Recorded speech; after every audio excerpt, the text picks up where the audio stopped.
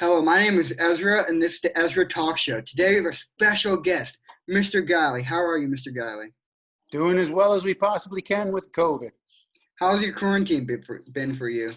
Well, my wife and I are lucky. We have, a house up in the mountains, so we are able to escape at times, which Mhm. is not everybody has that opportunity. So we've been okay. It's been okay.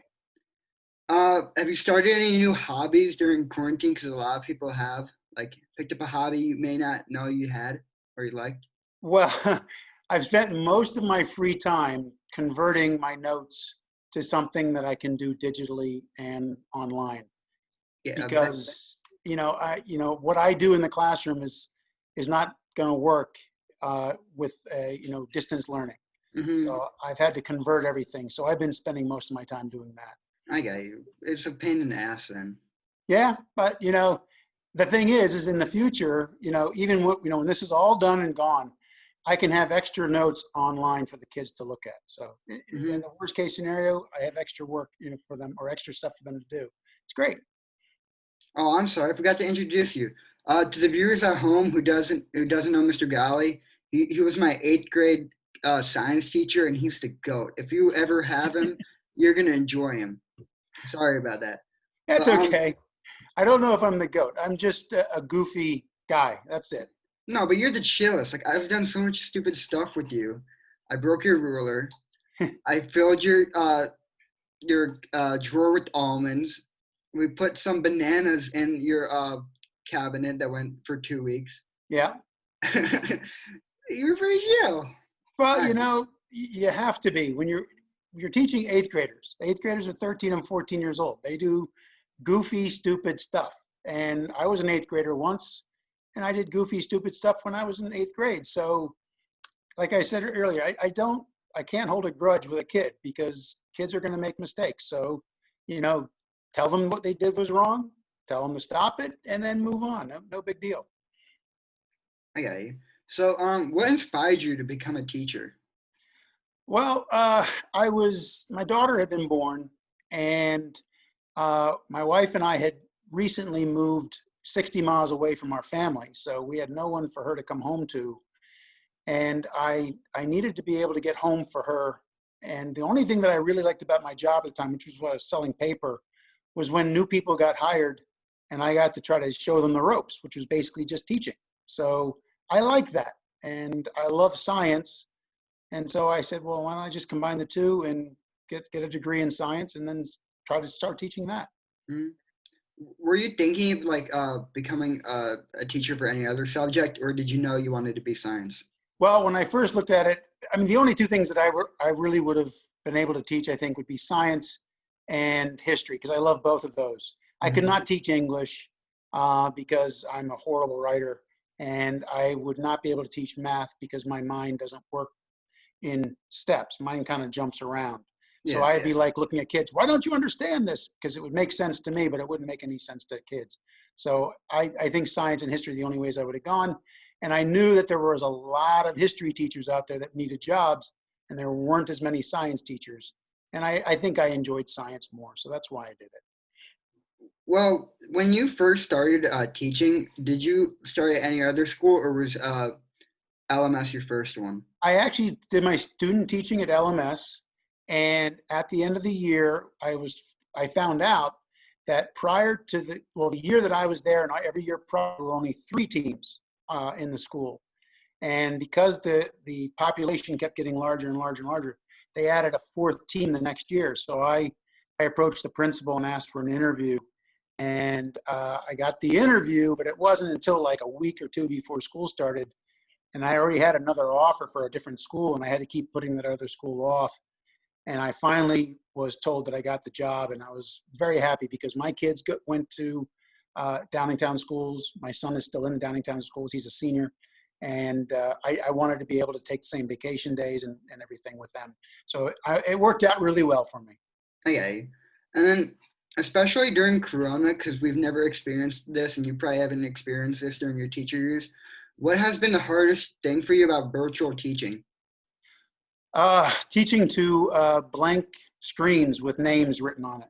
You know, you remember class, I tell stupid jokes all day long. Yeah, because I'm trying to get you guys to be listening to me. And if I'm telling a joke every 5 minutes, you want to hear the next joke. So you're listening to the science as I teach it.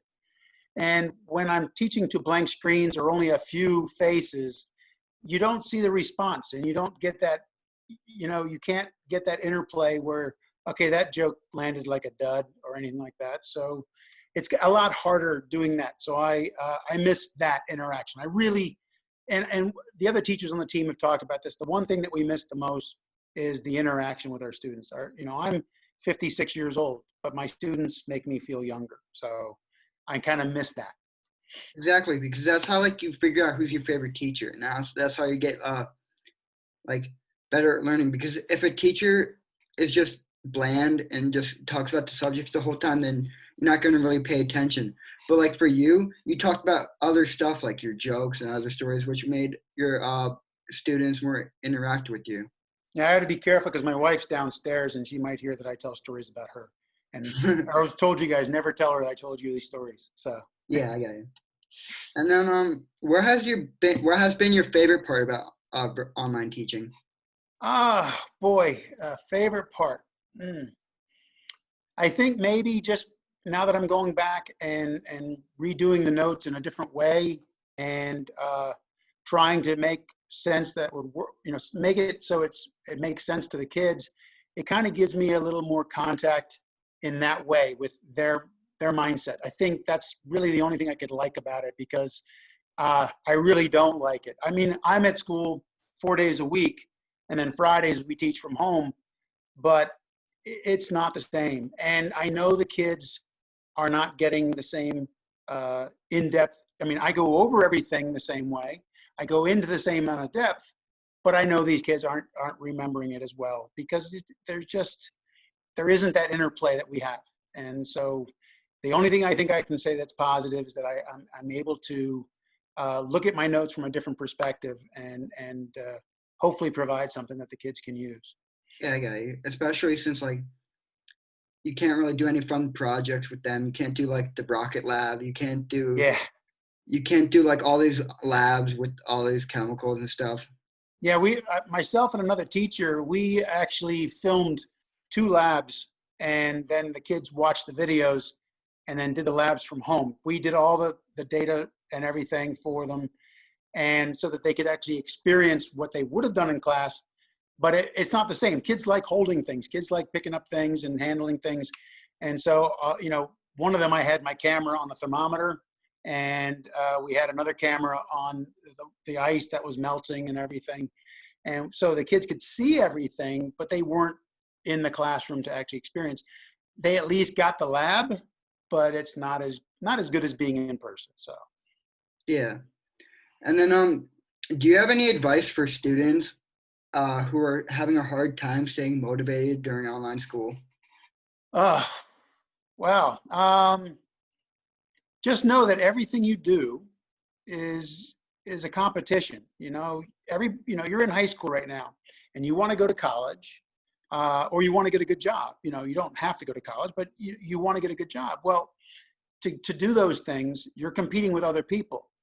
So to outcompete them, you need to learn as much as you possibly can so that when you're being interviewed, you come off as being intelligent. And so the people that are hiring you or the school that wants to bring you in as a student, they want to do that because you sound intelligent and you sound like you know what you're doing. It's really hard to stay motivated in this because you're not with your friends, you're not doing the things that you're so used to doing. But just knowing in the back of your mind that this is going to go away eventually. We have, vaccines coming out soon, and we're going to be back to hopefully somewhat normal soon. And that you need to be prepared that when you get back, you have that knowledge that you need to keep being successful because you are competing with other people. In high school, you want to get into the best college. Well, you're competing with other kids in your high school and high schools across the country. So you just gotta keep trying to stay motivated. It's hard. I'm telling you, some days I'm teaching and I'm like, this is so hard. But you just keep pushing through it, and then hopefully you'll be able to get what you need. And then when school gets back to normal, you can hit the ground running. Uh, Now, do you think when we go back in school, like, will they hand out papers physically, or is it gonna all be online from the iPads? I don't know, really. I have not handed a single paper out this year other than a periodic table, and I put that out 48 hours early. So it sat there for 2 days before anybody touched the paper. And I've done everything online just so the kids don't touch anything I touch. I don't touch anything that they touch.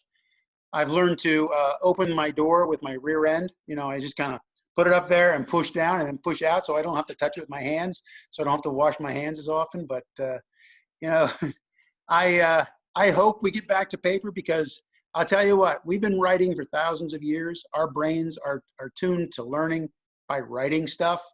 And we've only been using iPads for a decade or so.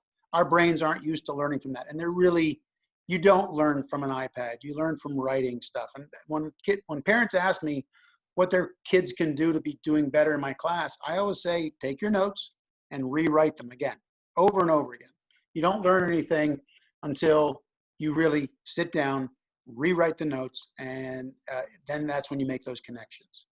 Exactly. But do you think like people who grew up with iPads, like I know that my generation we didn't have iPads when we were in school until like uh maybe sixth grade, but like kids that are going into school now, do you think they can learn from using iPads, or do you think it's in their minds that they can only learn from paper?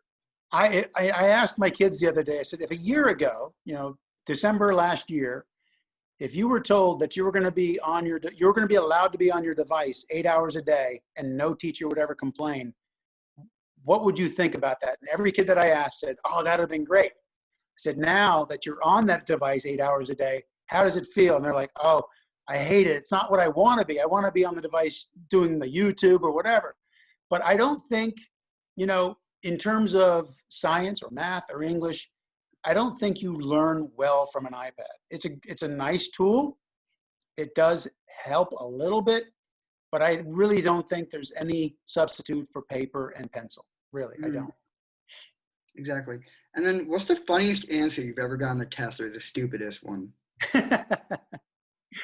Well, we talk about plasma, which is the fourth state of matter, and that's, where electrons have been stripped off the atom. And I have students that when they are reviewing for the test and they haven't looked at the notes, they Google the word plasma and they get a different definition. They get a definition for the blood plasma that you have in your body. And they write that down and they think that that's the right answer. And they're like really astonished that that's not the right answer because they Googled it. In fact, my first test this year was an all online test. And on one of the essay questions, 70% of the kids wrote the exact same answer, word for word, and it was the wrong answer because they Googled it and it was the wrong answer. So every one of those kids lost 3 points on a test because they had Googled an answer rather than actually learn the material and actually get the right answer for it. But I can't remember the exact words of that, but yeah, that would probably be my top this year. I think every year I get new tops, but that was the top this year.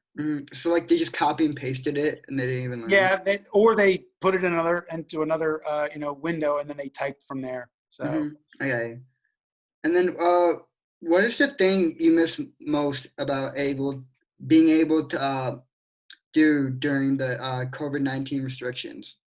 personally or school wise? You can do both if you want. All right. Personally, seeing friends. We have. It's always funny. My wife and I always joke that our friends are always the parents of our kids' parents. That's how it worked out. But just spending time with other people and having dinner with them or going out to dinner, probably personally, that's the one thing I miss the most. And in school, it's just having the students in the classroom.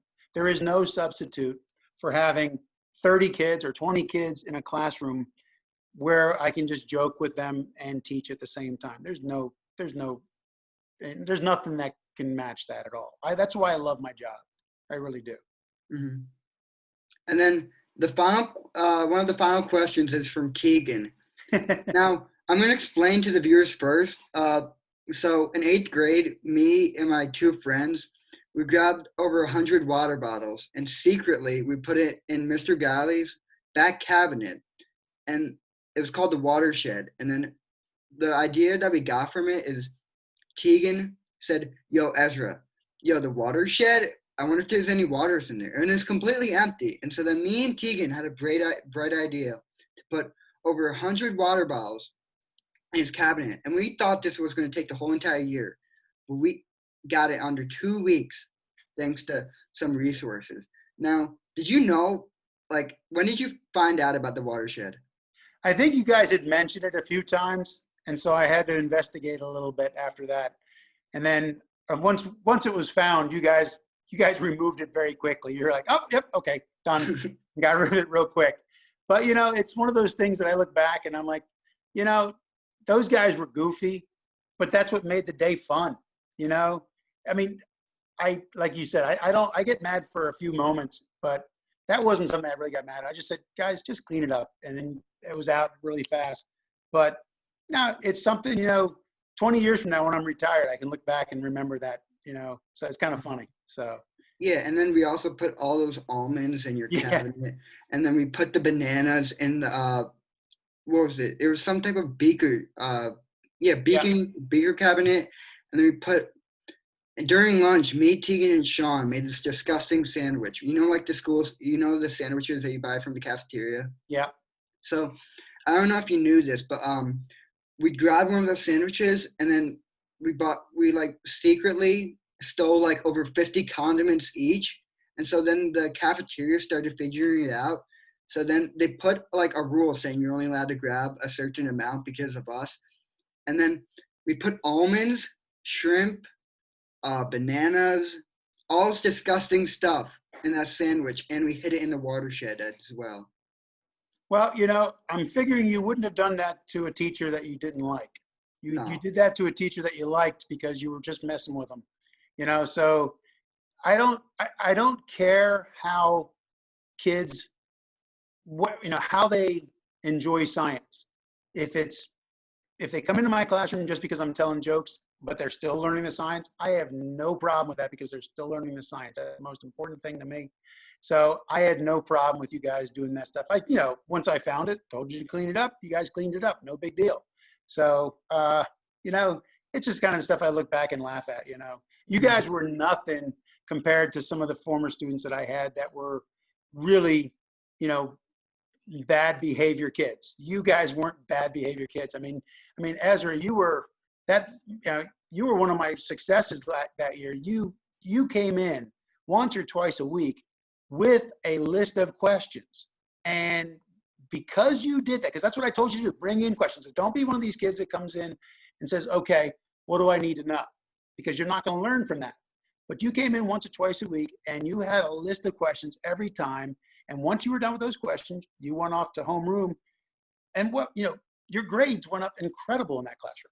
And that wouldn't have happened if I wasn't approachable. So I have no problem with that kind of stuff. It's kind of goofy. It's funny to look back and laugh at. So I have no problem with that. thank you, Mr. Guiley. Is there anything else you want to say to the viewers? Well, just to my former students, guys, I miss you. I hope you get through COVID and stay healthy. That's it. All right, thank you. This has been the Ezra Talk Show with Mr. Guiley, and have a good night.